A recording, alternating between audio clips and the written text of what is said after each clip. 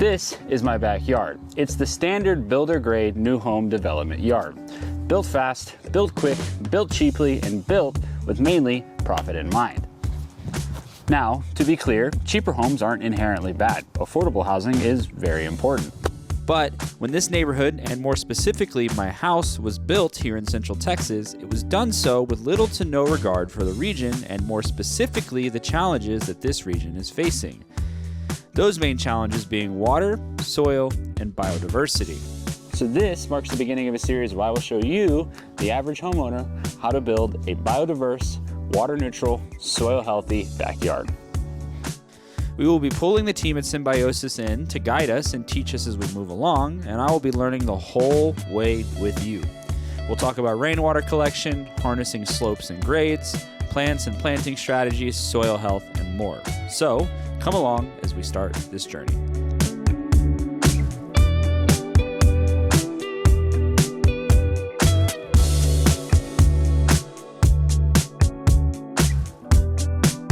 So, before we can begin, we need to understand the space we are working with, the challenges we face, and establish our exact goals for this project. Whilst my goal is to do one broad sweeping project to solve as many issues and accomplish as many of these goals as possible, you can take these concepts and break them down into smaller projects as it makes sense for you. So, let's begin with our objectives. Objective 1. Be as water neutral as possible. I want to be able to rely on rain and rainwater almost exclusively throughout the year, limiting as much city water usage as possible. Above all else, this is the most important objective.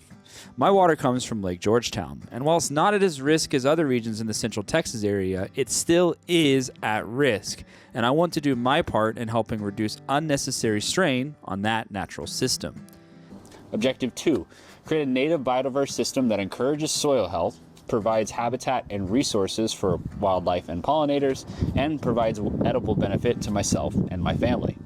Pollinator and other forms of habitats are being decimated across the region, and I want to create a space that doesn't just benefit me, but benefits the ecosystem around me. I want to provide food for both the wildlife around me, but also myself and my family.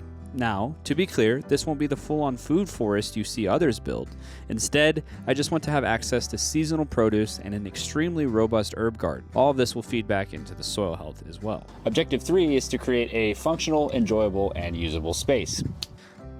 This objective is simply to accomplish both objectives 1 and 2 while still ensuring the space is functional, usable, and enjoyable. I want to be able to come into my backyard and be surrounded and almost enveloped by the habitat and natural systems we build.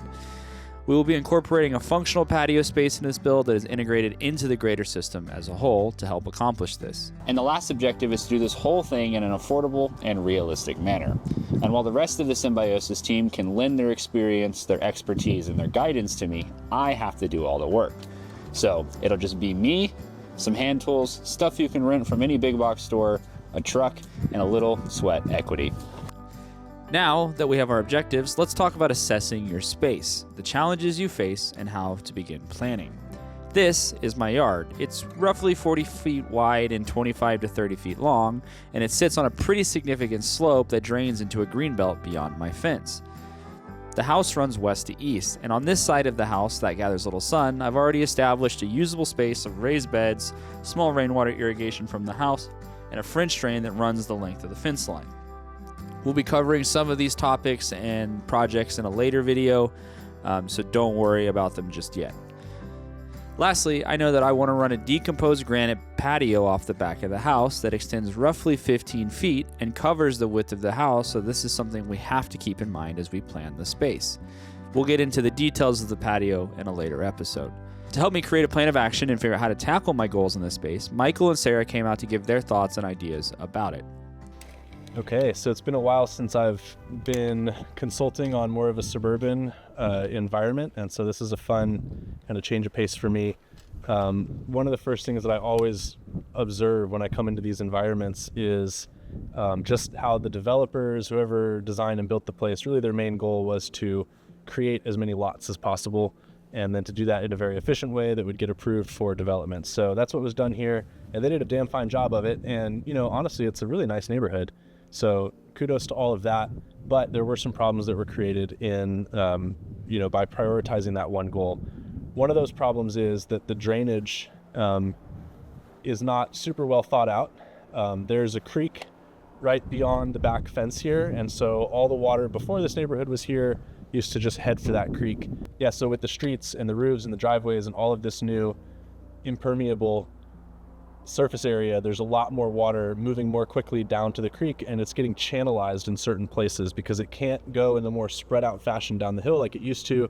And so that's going to cause problems where there's erosion, where there's flooding, and sometimes it's going to threaten the structures themselves. So it can wash out underneath foundations and cause things to shift.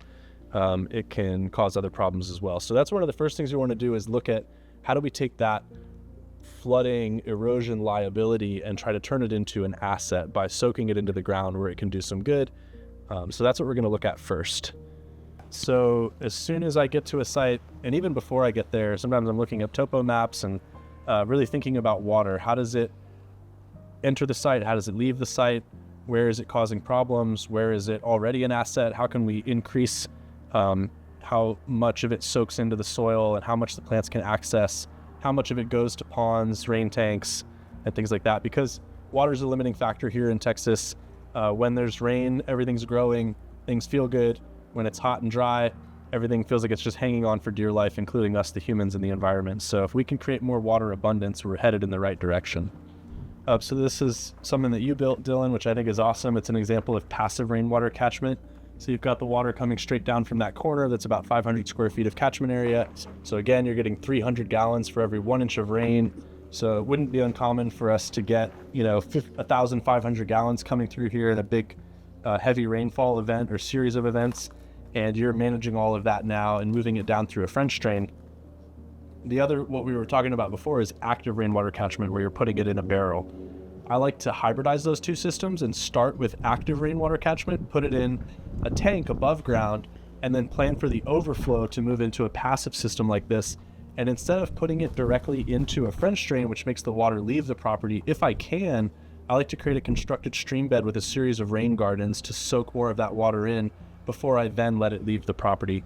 But not every property is suited to that, and especially in a suburban context, a lot of times there's just space limitations and access ways need to be left open. And so sometimes we just have to let some water go. All right, so the biggest thing to notice here, which you pointed out, is that there's significant erosion happening because there's two peaks of a roof channelized into this corner, and then it just drops straight down on the ground. There's nothing to stop that impact from just moving the soil away. And eventually that could cause problems for the foundation, and that could cause problems for the fence right here. And so we want to slow this water down, capture some of it, be able to use it for irrigation, and then also when the capture system overflows, because it will, we're going to want to be able to safely guide that water down into the creek bed, pre-existing creek bed. So just to do some calculations on this, this is probably roughly 500 square feet of catchment area. And so you're going to get 300 gallons per every 1 inch of rain. So with a 1 inch rain, you could fill up 6 of these 50 gallon,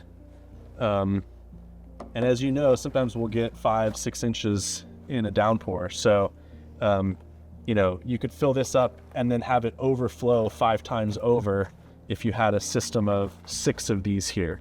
So you just want to be ready to deal with that kind of volume overflowing from it. So that means that the overflow, the size of the pipe that is your overflow, needs to match the size of the pipe that is your inlet. So you can deal with that volume cycling through.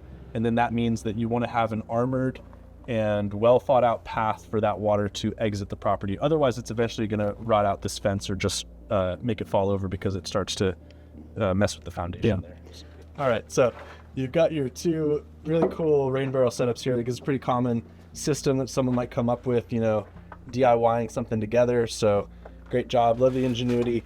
I do like the idea you had mentioned earlier that you could push this fence back. I do like that idea, and having more of a big flat level area, because based on that catchment, you could put probably 4 IBC totes back here, stacking them on each other. And then I think those are $250 each. So you'd get about 1,000 gallons of catchment, and you can get those for cheap or for free. You can stack them. The thing with those is you need to keep the light out of them. Otherwise, algae will start to grow inside of the tank, and then that's going to clog up your plumbing and stuff like that. So, but this is it's a higher location on the property, so you can get some gravity feed to your drip irrigation. you want to make sure that all your drip fittings are going to be low pressure. So they make different kinds of fittings. Some of them require a certain amount of PSI to let water out of them, and some of them will just go on low flow. So as you're selecting those parts, look for the low flow or low pressure irrigation fittings and outlets. Yeah, so because there is a slope going back that way, and because your eave line is pretty high here, you do have the option to do what's called a wet system. So you can actually run a PVC pipe all the way up to, potentially up to this eave line right here. And then as long as your inlet for the tank is lower than that, the water will come down a pipe, go underground, go back up and into a tank. And as long as that inlet is lower than the eave, you can get water back up, even after sending it underground. So you could have your 6 rain barrels here, and then you could have more rain barrels down there. And basically, as long as the overflow from the rain barrels is higher than the inlet for the rain barrels down in that corner, you could have additional catchment there. So that is an option. Or if you wanted to just have a bigger tank, like a 2,500 gallon poly tank down there, you could stick it in that corner and you could run all the water from there to there and skip the rain barrels. So that'd be one option. Another thing to consider is, instead of just sending that water straight into the French drain, you could have it be a feature and have sort of a little constructed stream bed and some different little rain gardens along the way to take that overflow and help it slowly move through your landscape and create passive irrigation and sink in, as long as you also have a spillway on that in the event that we just get a crazy downpour and you can't handle all that water. So yeah, access is a challenge. So even if you did want to get like a big 1,000 or 2,500 gallon tank back here, getting it through the gate over there would be a challenge. I've seen people go so far as to crane things into backyards for landscaping projects, but of course that wouldn't be economically sensible here. You know, we've done crazy stuff where you roll the tanks and you maybe get them into the neighbor's backyard and then over there if your neighbor's cool with that. So there's definitely, where there's a will, there's a way. You can build ramps out of just 2x4s, and the tanks are relatively light and you can roll them. So you could theoretically get one back here, but is it worth sacrificing this oak tree and then having this big rain tank back here as sort of a big focal point? I think you'd then want to like visually screen it. And then the water's at the lowest point in the yard. So then using it, you're either filling it from the tank and manually carrying it back up, or you need a booster pump anyway. So having the water higher up in the landscape gives you more of a gravity feed option. So those are some of the pros and cons you got to weigh.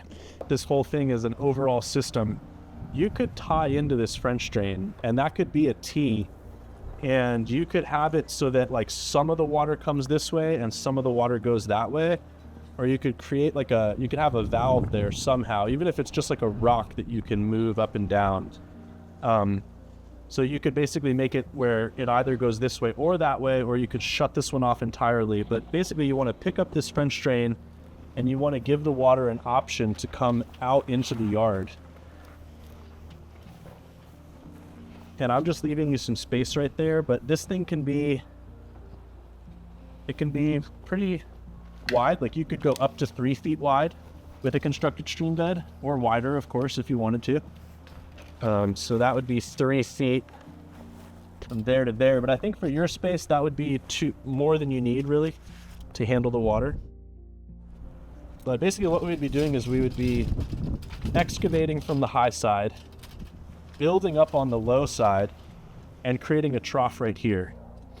And so we'd have a little bit of a berm over here to help hold the water in. We would lower this down and create this little constructed stream bed. And what we would do is we would make sure that this is traveling downhill. So naturally, the water is going to stay contained within this trough. It's going to go downhill. And then where the space opens up, where we have a little bit more room, we can create more of a rain garden. So that's where we can widen this out, and we can take some of our excavation and we can build up a little bit to create a speed bump that the water has to get over. So we detain more water back here in our little micro pond infiltration basin, and then it has to fall over and come back down into the stream bed and continue over through the landscape. So again, going back to this concept of we've got our rain barrels here all lined up and connected, and then we've got an overflow pipe. Let's say that's like a 3-inch PVC pipe that can come out, take a 90-degree turn, come down, take another 90-degree turn, and we can send the water this way. We'll talk more about this later, but you were planning to build this up anyway and create sort of a decomposed granite or some other kind of patio here. So there's an opportunity where we could actually dig this in very minimally and just put the pipe right here and run it under what is going to be the patio. And just by adding that material, you'll cover the pipe.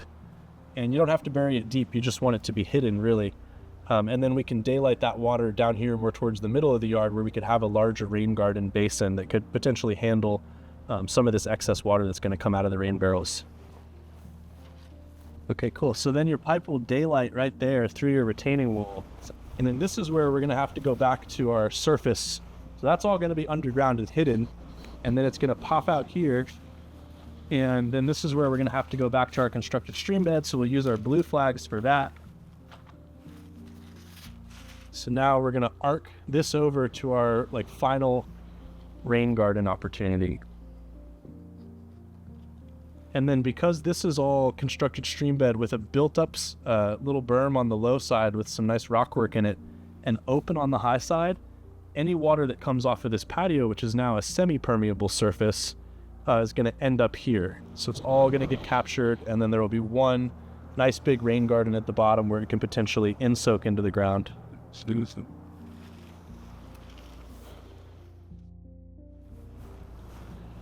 And so that this doesn't look like just two arcs coming together, I'm going to try to just, when you actually excavate it, you can make it more wavy, more sinuous. But that's up to you and your aesthetic preferences. I mean, there's function and then there's form, and you got to kind of create a compromise between those two for yourself. Good. Okay, and then this is where our big basin opportunity is, right here in the middle. So we can excavate from this high side right here, and you can pull that material back and you create a nice basin. I wouldn't go too crazy with it. No more than, let's say, 1.5 feet, 2 feet high. And then the thing is, you need to make sure that there's a good spillway here, which really should be made out of just big boulders. It can be sealed on the inside so that water doesn't just seep right through, but on the side where the water is actually going to be overflowing and coming down like a little waterfall, you want that all to be made out of rock so that it doesn't erode. And so this whole thing doesn't just kind of blow out and end up pushing a bunch of soil up against your fence here. That's worst case scenario. You have a catastrophic blowout in a flood, and this little micro pond that you built here, which is really just meant to infiltrate water, ends up causing a problem. It's really up to you. 3 feet, I would say 3 feet would be the maximum that I would do, and they could ebb and flow. So where you've got more space limitations, you could make it just 1 foot or 1.5 feet wide. Where you want to do more of let's say you want to have a smaller rain garden, another opportunity for water to slow down and create a micro basin where it can infiltrate. Then over here, you could pull this out and make it 3 feet wide here and have a little lobe, and then have it get thinner over here again. So especially as someone who's hiked around a lot, I'd say draw inspiration from what you see in creeks and how they kind of expand and shrink and go this way and that way, because you want this feature to feel natural. So these constructed stream beds are really good planting opportunities, because you're going to have an opportunity to create some, place some nice boulders here and there, put some river rock inside of the basin. All that's going to tell people that hey, this is a waterway even when it's dry. And then also the plants that you choose. So you can choose plants that typically you're going to find growing along a creek bed. You don't want to choose plants that are fully dependent on having lots of water all the time, like a cypress tree, because then you're just going to have to irrigate it too much. But plants that can handle that range from dry for when it's not raining to having really wet feet when it is raining. So you're going to look for plants like that to put along your creek bed, and then that plant language is going to convey the idea that we're emulating nature here.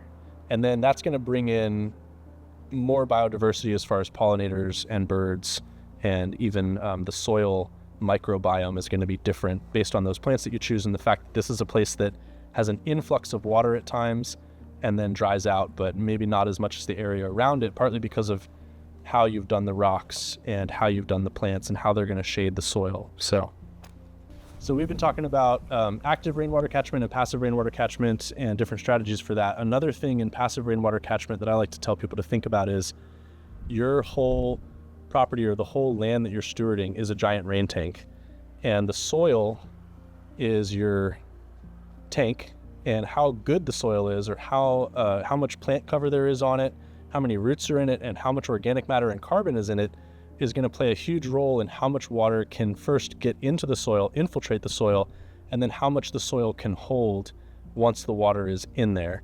And so another needle mover that we look at is just how do we improve the soil and how do we create more 100% cover, different layers of plants. So if a raindrop has to hit a tree and then a shrub and then a tall grass and then an herbaceous thing all before it touches the ground, that's diffusing the force of the rain and it's moving more slowly. And then when it gets to the ground, it has a root channel to follow down into the soil. You're going to catch so much more water than if it's just bare ground or if it's just a lawn. And then once it gets into that soil, if it has all those different diverse plant communities which have been building organic matter and getting more carbon into the soil just through their natural biological actions, then you're going to be able to store massively more water than if it's unhealthy soil. So even if we didn't do anything back here as far as rain tanks or as far as constructed stream beds, if we just amended your soil and made your soil better and filled this space with as many plants as we possibly could and left you just little access ways and places to hang out, that would also be achieving the goal of making this a water-wise landscape, as long as we didn't choose plants that required a ton of irrigation, which we're not going to do. So we're doing a soil sample. I just dug down about 6 inches here in Dylan's yard. We know this is fill dirt from the developer, but still we want to see what's going on in it. So whenever we do soil tests, we do 3 different soil tests. We send one off to Texas State. They check for organic matter in the soil. And we send one off to Andy at Rhizos, and she checks for what different kinds of microbes are in the soil. And we send one to Logan Labs, who tests for minerals. And then we take those 3 tests and we look at all that data together, and that allows us to really target our amendments to improve the soil as much as possible, as quickly as possible, and only use the amendments that are going to be the most helpful. So this is a top-down view of the backyard, and we just did some quick illustrations. Here's the patio that's going to go in to create more usable social area. Here's how the water flows off of the roof down into these valleys. We can't capture 2 of those spots. There's just no way for us to work with it based on the access around the side of the house. There's going to be rainwater catchment in 2 locations. The first one is over here. There's going to be some big IBC totes. You can usually get those for free. And then some 55-gallon drums over here. So very DIY friendly rainwater setup. And then those are going to overflow, and they're both going to start out as French drains, and then they're going to daylight just beyond the patio, and they're going to go into constructed stream beds and into these rain gardens where they can slow down and in-soak. The constructed stream bed is basically just a little bit of excavation lined with river rock and some boulders to make it look natural. And then once we've got all the water dealt with and we've soaked as much as possible into the ground, we're going to plant a bunch of native plants. Here's a perspective view, and you can see the house and the rain tanks on the left. You can see the patio here, and then the constructed stream bed armored with river rock is that next layer down, just to show kind of some of how the elevation is going to change from this sloping backyard, which leads down to a creek, so that we can slow down the water and create more usable space. So let's recap. If you're going to do a project like this, start with the water. Where is the water entering your property, and where is it leaving your property? In this case, most of the heavy lifting is going to be done by the roof. All the water is primarily going to hit the roof and then work its way down onto the ground. Water is going to work its way off the roof, down onto the high ground up here, down this slope, and through the fence to a green belt just beyond. So, since most of our water is going to start on the roof, that's what we're going to focus on first. My roof has 3 main points where water is going to fall off into the backyard. Right here, here, and here. This section is going to need the most work.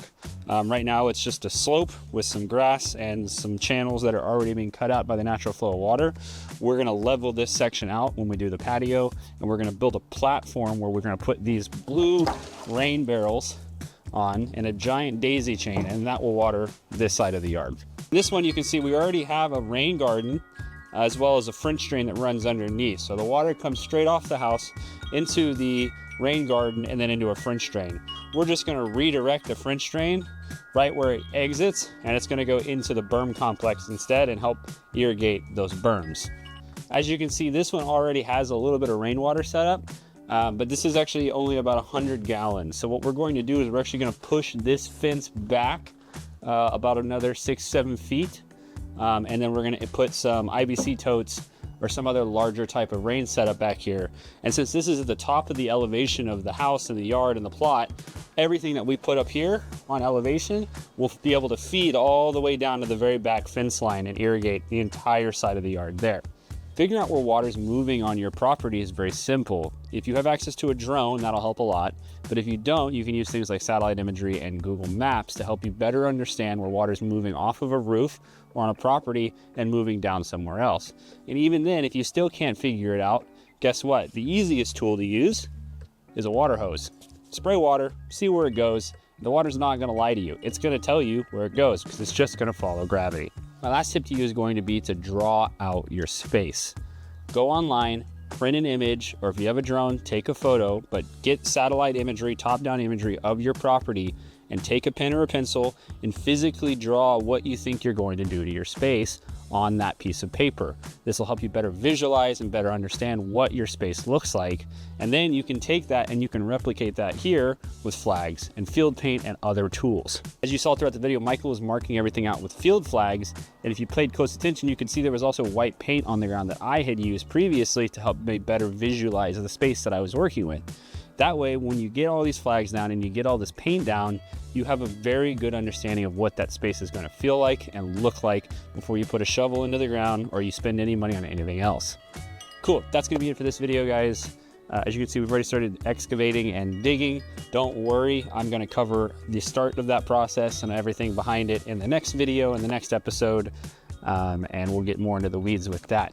Hopefully this helps. Hopefully the things Michael talks about give you a really good game plan for approaching your own project, whether that's on a piece of land, a big piece of land, or a little backyard like this, or whatever is in between. And yeah, if you have questions, feel free to leave them in the comments below. Me or any of the other team members of Symbiosis will answer, and hopefully you can join me on this journey to make a biodiverse, soil healthy, water neutral backyard.